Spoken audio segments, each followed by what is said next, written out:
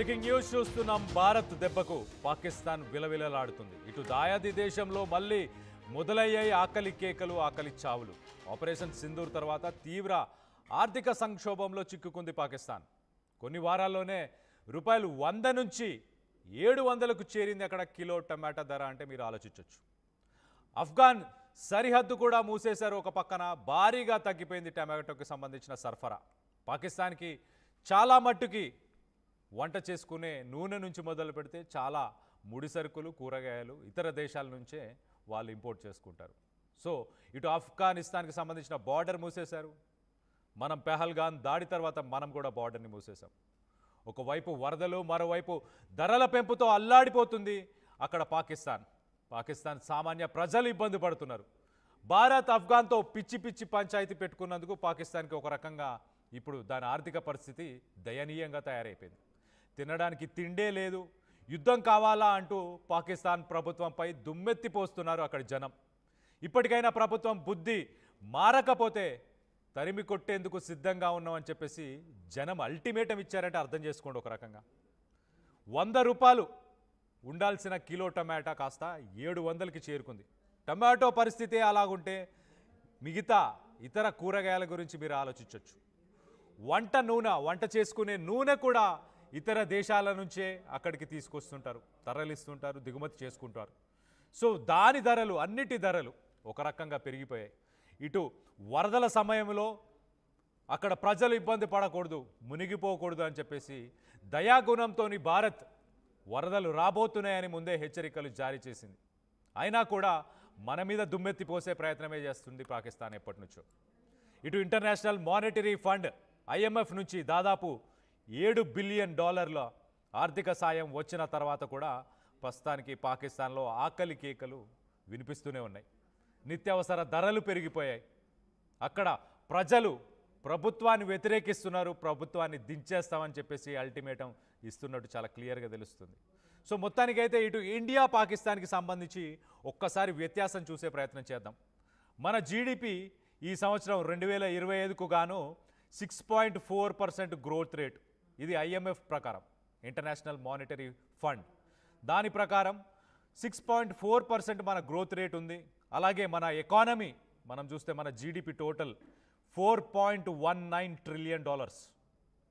ఒక్కసారి పాకిస్తాన్ది చూద్దామా. Pakistan GDP IMF ప్రకారం 2.6% వృద్ధి రేటు ఉంది ఈ సంవత్సరం. 2.6%. అలాగే దాని టోటల్ జీడిపి వచ్చేసి $373 బిలియన్. సో మొత్తం మీద ఇండియాతో పోలిస్తే మన జీడిపిలో ఒక చిన్న ఫ్రాక్షన్. ఓకే, ఇండియా ఎకానమీ ఒక రకంగా చెప్పాలంటే పాకిస్తాన్కి ఒక 10 15 పాకిస్తాన్ కంటే మనది ఎక్కువ. 10 వాళ్ళకంటే ఎక్కువ మన జీడిపి ఉంది. సో అలాంటి పరిస్థితి. సో ఇప్పుడు రీసెంట్గా మనతో పెహల్గామ్కి సంబంధించిన వార్ వచ్చిన తర్వాత ఆపరేషన్ సింధూర్ తర్వాత మనం బార్డర్ని క్లోజ్ చేసాం. ఇటు ఆఫ్ఘనిస్తాన్కి సంబంధించిన బార్డర్ని క్లోజ్ చేసాం. ఆ 2 బార్డర్స్ క్లోజ్ చేసిన తర్వాత అతలాకుతలం అయిపోతుంది పాకిస్తాన్. అక్కడ ప్రజలైతే ప్రభుత్వాన్ని తీవ్రంగా వ్యతిరేకిస్తున్నారు. దీనికి సంబంధించి మనతో పాటు అనలిస్ట్, మార్కెట్ అనలిస్ట్, అలాగే పొలిటికల్ అనలిస్ట్ అని చెప్పుకోవచ్చు, కోటేశ్వరరావు గారు ఉన్నారు మనతో పాటు.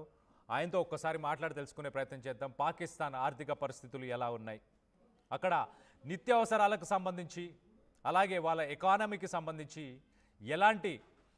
ఎలాంటి స్పందన ఉంది ప్రజల్లో, వాళ్ళ ఆర్థిక పరిస్థితులు ఎలా ఉన్నాయి, ఈ సంవత్సరం మొత్తం పాకిస్తాన్ ఆర్థిక పరిస్థితి ఎలా ఉండబోతుంది అనేది కోటేశ్వరరావు గారిని అడిగి తెలుసుకునే ప్రయత్నం చేద్దాం. కోటేశ్వరరావు గారు, వెల్కమ్ టు RTV అండి. పాకిస్తాన్ ఆర్థిక పరిస్థితి ఎలా ఉంది? ఇప్పుడు 100 రూపాయలు ఉన్న టమాటో ధరలు 700కి చేరుకున్నాయనంటే మిగతా వాటి ధరలు ఎలా ఉండబోతున్నాయి? పాకిస్తాన్లో టమాటాలు కావచ్చు, లేదా ఇతర నిత్యావసర వస్తువులు, లేదా పెట్రోలు, డీజిల్ ఇలాంటివి కూడా మన రూపాయి విలువతో పోల్చుకున్నప్పుడు మనది కూడా పాకిస్తాన్ కరెన్సీ కూడా రూపాయిలే. మన రూపాయి పాకిస్తాన్ ఒక 31 పైసలు మన ఒక రూపాయికి, మన ఒక రూపాయి 31 పైసలు అంటే 3 రూపాయలకి సమానం పాకిస్తాన్ రూపాయలు. అందుకని అంటే ద్రవ్యోల్బణం ఆ విధంగా పాకిస్తాన్ రూపాయి విలువని పతనం గావించింది. రెండోది అక్కడ అనేకమైనటువంటి అవినీతి అక్రమాలు కావచ్చు, లేదా కృత్రిమ కొరత, ఇలాంటి పరిస్థితులు సృష్టించడం అనేటువంటిది అది నిరంతరం జరుగుతూ ఉంది. వాటి మీద ఏ ప్రభుత్వం కూడా, రాష్ట్ర ప్రభుత్వాలు కానీ లేదా కేంద్ర ప్రభుత్వం కానీ ఎలాంటి నియంత్రణలు చూపించడం లేదనేది మనకి స్పష్టంగా తెలుసు. ఈ నేపథ్యంలో ధరల పెరుగుదల అనేటువంటిది తీవ్రమైనటువంటి సమస్యగా అక్కడ తలెత్తింది. అందుకనే మీరు చెప్పినట్టు ఒక దగ్గర ఝీలంలో 700 రూపాయలు ఉంటే గుజరాన్ వాలాలో 575, అదేవిధంగా మరికొన్ని చోట్ల 160 నుంచి 500 రూపాయల వరకు కూడా ఉన్నాయి. అట్లా రకరకాలుగా 170, 100 రూపాయల నుంచి 700 రూపాయల వరకు కొన్ని పట్టణాలను బట్టి రేట్లు కూడా ఉన్నాయనేది మనకి స్పష్టంగా తెలుస్తా ఉంది. రైట్. సో ఈ ఆర్థిక పరిస్థితి రావడానికి గల కారణాలు ఏం చెప్పుకోవచ్చండి కోటేశ్వరరావు గారు? రావడానికి కారణాలు దశాబ్దాల తరబడి అక్కడ మిలిటరీ పాలన కొనసాగటం, మిలిటరీ అధికారులు లేదా వారితో కుమ్మక్కైనటువంటి పౌర అధికారులకి ప్రజల సంక్షేమం గురించి లేదా ప్రజల అభివృద్ధి గురించి, తద్వారా దేశ అభివృద్ధిని గురించి ఏమాత్రం బాధ్యతగా వాళ్ళు వ్యవహరించలేదు. పాకిస్తాన్ లో వచ్చినటువంటి వనరులన్నీ కూడా, అంటే ప్రభుత్వానికి వచ్చేటువంటి రాబడిని అంతటినీ కూడా మిలిటరీకి పెద్ద మొత్తంలో ఖర్చు పెట్టారు.